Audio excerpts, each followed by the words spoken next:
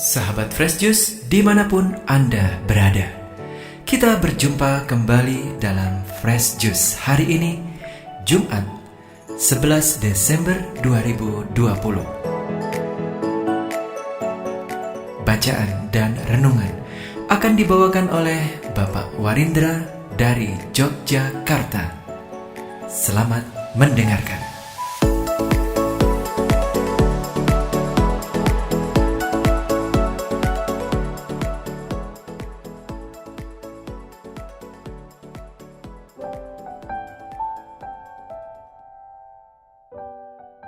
Sahabat Fresh Juice, berkah dalam. Selamat berjumpa kembali dengan saya, Warindra dari Yogyakarta.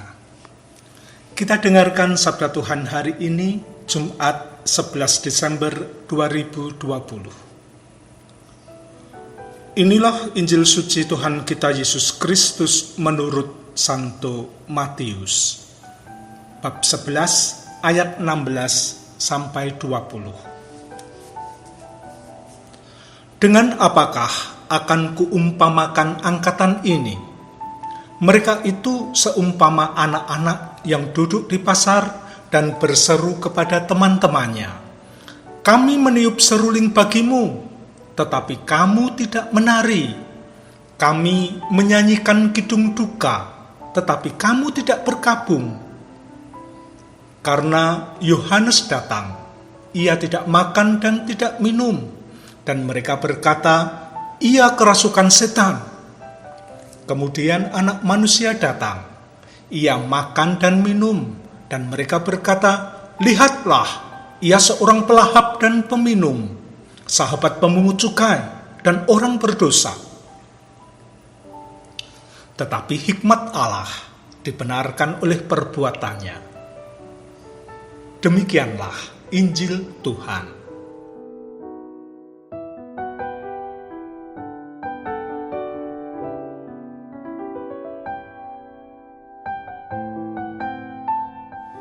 Sahabat Fresh Juice terkasih, adakah anak kecil dalam keluarga Bapak Ibu di rumah? Anak kecil biasanya bersikap spontan dan responsif. Ia mudah merespon stimulus atau rangsang yang diberikan oleh sekitarnya. Ia mudah tertawa-tawa bersama orang yang mengajaknya bercanda. Sebentar kemudian, ia bisa menangis, mereaksi orang dewasa yang kelewatan dalam menggoda emosinya. Sikap ingin tahunya juga besar, suka mengeksplorasi sekitarnya. Kita merasa aneh kalau melihat ada anak yang super cuek, amat pasif, dan tidak responsif. Atau sering salah dalam mereaksi rangsang sekitarnya. Bisa jadi kita malah berpikir jangan-jangan anak itu mengalami keterbelakangan mental atau mengalami hambatan kecerdasan. Sahabat Fresh Juice terkasih, bacaan hari ini menyinggung sikap anak-anak sebagaimana disampaikan oleh Yesus dalam perumpamaannya. Tentu amat keterlaluan kalau Yesus sampai mengumpamakan orang-orang Yahudi itu seperti anak-anak tidak responsif. Mereka tidak bergerak, diajak bercanda, main-main dengan seruling, sebagaimana kegembiraan orang di perjamuan nikah. Juga tidak bersedih ketika emosinya digoda dengan ratapan, seperti terjadi dalam upacara perkabungan.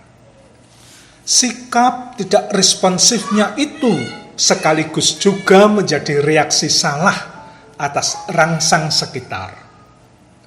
Intinya adalah anak-anak itu memberikan respon yang salah, tidak tepat, tidak semestinya. Tentu berbeda kalau itu diterapkan pada orang dewasa. Ada yang tidak beres, bukan karena mereka mengalami keterbelakangan mental, tetapi mereka dihinggapi kedegilan hati. Yohanes telah datang, berpuasa, mewartakan pertobatan, menyiapkan jalan bagi Mesias. Mereka mereaksi salah dengan mengatakan, ia kerasukan setan. Mengapa? Ada alasannya. Berpuasa bukan sekedar untuk membuat diri menderita lapar dan haus. Secara umum di Israel, selain soal tidak makan dan tidak minum, berpuasa mengandaikan juga tidak mandi, tidak menggunakan wangi-wangian, dan tidak bersetubuh dengan pasangan.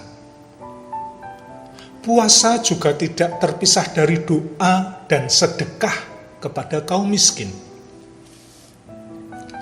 Dengan berpuasa seberat ini, tujuannya adalah untuk menyatakan pertobatan dan memohon pengampunan pada Allah.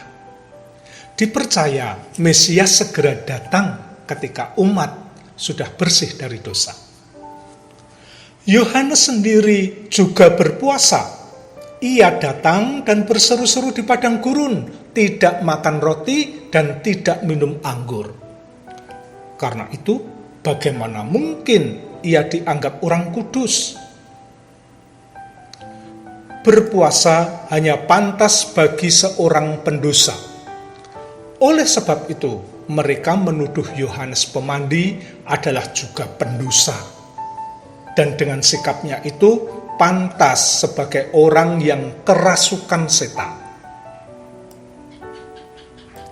Sementara itu, makan minum berlebihan juga bukan tindakan terpuji.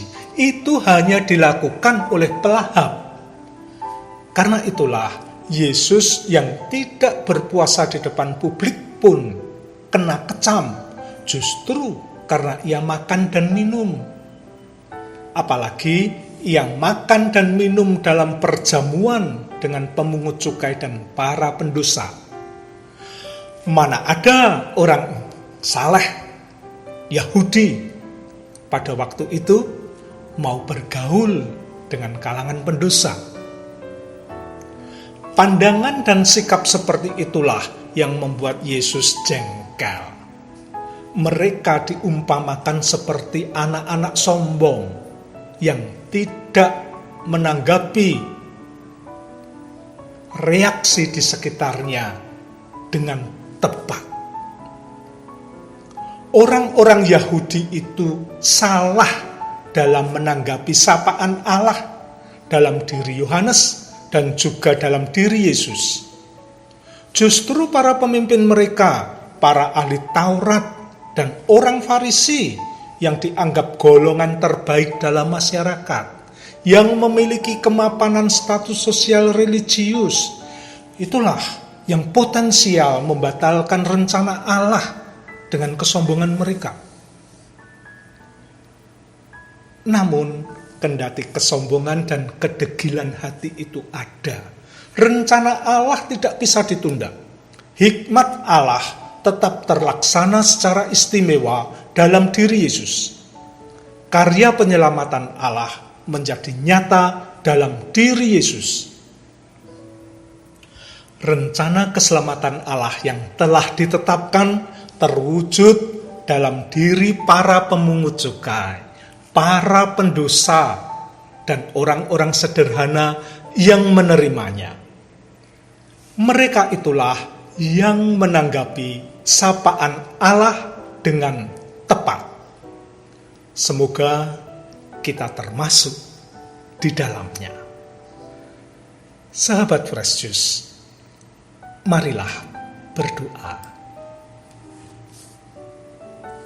Ya Tuhan, aku ingin seperti kanak-kanak yang spontan dan responsif. Bukalah hatiku agar terbuka bagi sapaan-Mu dan mampu menanggapinya dengan sikap semestinya. Amin. Sahabat Fresh Juice, kita baru saja mendengarkan Fresh Juice Jumat 11 Desember 2020. Segenap tim Fresh Juice mengucapkan terima kasih kepada Bapak Warindra untuk renungannya pada hari ini. Sampai berjumpa kembali dalam Fresh Juice edisi selanjutnya. Tetap semangat, jaga kesehatan, dan salam Fresh Juice.